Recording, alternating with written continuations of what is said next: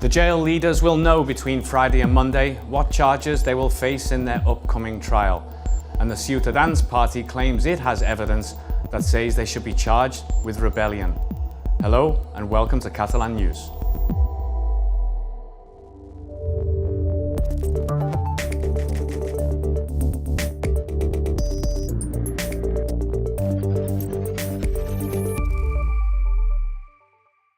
The main unionist force in Catalonia says the former Catalan government spent some €65,000 to lobby for US support for independence.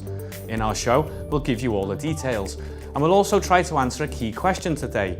How good or bad is a long-standing Catalan tradition celebrated tonight coping with ever-encroaching Halloween? The efforts of the pro-independence movement to get support for its cause abroad is again at the centre of debate. Only a day after a new tool to achieve this aim was presented, with former President Carles Puigdemont at its head, the unionist Ciutadans party is looking to find offences in some of the actions taken by former ministers with the same goal.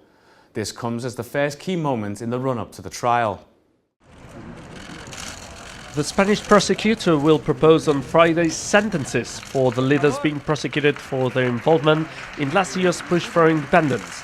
Whether the rebellion charges are upheld and how many years in jail they will face on trial are the most crucial questions to be unveiled. Today in Madrid, the unionist Ciutadans party tried to give more arguments for demanding severe sentences. Senior MP Carlos Carrizosa filed a lawsuit with the Spanish prosecutor, accusing the former government of spending €65,000 to hire a US lobby to get America's recognition for independence. According to the party, there is a list of emails, calls and meetings to prove it. Estos contactos con la administración norteamericana pueden demostrar por primera vez documentalmente que existieron contactos para que se reconociese la independencia de Cataluña por parte de Estados Unidos, lo cual integraría el delito de rebelión. The accusations also include misuse of funds and collaboration by the Catalan Foreign Office in the US. Carrizosa believes that direct rules should be reimposed on Catalonia as the government is now reopening offices abroad, and they might continue working on gathering support for independence. This came only hours after the presentation of the Council for the Republic, a privately funded organization led by the officials in exile. Its main goal is to work towards independence and get international support. And as it has no link with the Catalan government and received no public money, it will work to avoid such lawsuits brought by Ciutadans or the public prosecutor. Al Consell li toca fer república de manera més desacomplexada i també de manera més lliure i de manera més segura, a l'empara dels abusos de l'Estat, perquè a nosaltres no ens poden aplicar cap 155. The Council for the Republic has called on members of the public to register, to take part in the decisions it takes and to fund it. In less than a day, more than 10,000 people have joined the initiative.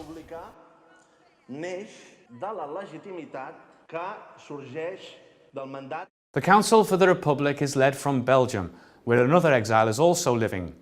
This is Valtonyc, the rapper sentenced to jail by the Spanish judiciary over some of his lyrics. He left the country to avoid prison, and now with his extradition case still open, he has taken Spain to the European Court of Human Rights. He claims his freedom of speech rights were violated when he was found guilty of glorifying terrorism. From tomorrow, a lot of Catalans will enjoy a 4-day bank holiday break. But what to do during an autumn break? Nature and early snow are the main favourites, but there are many alternatives. All Saints' Day will see many people in Catalonia going to cemeteries in remembrance of their loved ones. But the feast of November the 1st also means a day of work, or two for the really lucky ones. With summer temperatures long gone, autumn is officially here. So here are a few suggestions for things to do if you're visiting Catalonia these days. Skiing. The temperature drop of the last days has led to an earlier opening of ski resorts. It's the first time that La Masella, a complex in the Pyrenees, will be open for this day. Only one slope will be operational, but new ones will be opened up the following day. With snow levels between 20 and 50 centimeters, La Masella will be the place in Catalonia offering the longest ski season, 6 full months. Mushrooms. As the ski season begins, that for mushroom picking comes to an end. If you've never tried this wild delicacy, don't miss the opportunity to join thousands of Catalans in foraging for them in the woods. Counties in central Catalonia, such as Berguedà and Moianès, are among the best spots that are also closest to Barcelona. Montserrat. Also in central Catalonia lies the country's most unique mountain range. The beauty of its rocky formations is always a must-see, but now is a timely occasion to visit it, because it's here that Catalonia's most visited monastery lies. And this is truly an exceptional occasion to pay homage to those who are no longer with us. And for those going away this weekend by car, the road authority has warned drivers to take special care. Over 500,000 vehicles are expected to leave the Greater Barcelona area on Wednesday and Thursday as people take advantage to go away for the long weekend. Fatal road accidents are up 21% so far this year, with the biggest culprits being distractions, intoxication, speeding and not wearing seatbelts. The Catalan police say they will set up over 1,000 checkpoints in key areas all over the country. Now, time for another sort of accident which occurred today in the port of Barcelona. A ship, usually carrying passengers and cargo, crashed with a crane in the early morning. This led to a fire causing damage to 4 containers but no injuries. Some witnesses claim that the wind and the rough sea were to blame for the incident. Some people and lorries had to be evacuated so that firefighters could work on putting out the fire.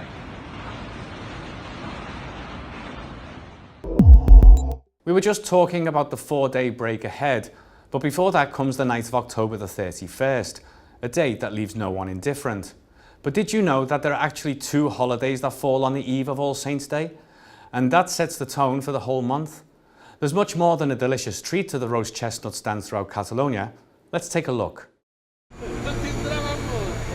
It's autumn in Barcelona, and you may have noticed 2 seasonal additions to the city. Roasted chestnut stands like the one you see right here behind me, many of which have been here for many years, and of course Halloween decorations. The 2 represent things that could not be more different from each other, except of course that they fall on the very same night. The traditional Catalan Castaneda festival and the modern iteration of All Hallows' Eve are both celebrated around October 31st. And this has led to an interesting phenomenon in the country, because as Anglophone culture becomes increasingly present in Catalonia, so do its holidays. In this case, Halloween has manifested itself in the guise of store decorations, grocery candy, and of course, drunken costumed revelry. And both traditions seem to be heading for a bit of a competition. Doncs hi ha el malestar o la por de que les tradicions pròpies, des dels punts de vista conservadors, siguin doncs, absorbides o desapareguin. Castaneda revolves not only around the chestnut after which it's named, but also the concept of family and friends. This get-together, as the weather gets colder, brings a feast, including the roasted delicacy also found on the streets. And at the Castaneda dinner, chestnuts are eaten alongside sweet potatoes and marzipan cakes called panellets. And panellets are quite amazing. They come in plenty of types, made with a variety of ingredients and with all sorts of different tastes. Most people have to choose between Halloween and Castaneda. So what do people in the capital prefer? I prefer celebrating Castaneda because it's a Catalan tradition. I prefer Castaneda. I don't know, I think that it's more a traditional thing, more of Catalonia. Halloween. Halloween and Castaneda. Castaneda. It may be impossible to keep Halloween out now that it's made its way into Catalonia. But for those of you who prefer tradition over trick-or-treating, there's always the Castaneda. And who knows, maybe there'll be room for a pumpkin or 2 on the table. Olivia Newton-John is best known as Sandy from the musical Grease, but she's also written a book, which even comes with an album. It's illustrated by a Catalan artist who's been her close friend for decades. They decided to work together on this project to express the actress's struggle when a family member battled cancer. All profits will go towards cancer research, but what's inside the book itself was made to help people. La idea era posar energia perquè sigui un llibre que servisca per a molta gent, que pugui donar ànim, il·lusió a seguir vivint a tothom que passi un moment o trist o delicat de salut. And for the cherry on the cake of today's show, we'll leave you with some images of the sweetest thing to be found tonight for dinner in Catalonia, panellets. Enjoy this tasty video and we'll see you on Friday after tomorrow's bank holiday. Thanks for watching.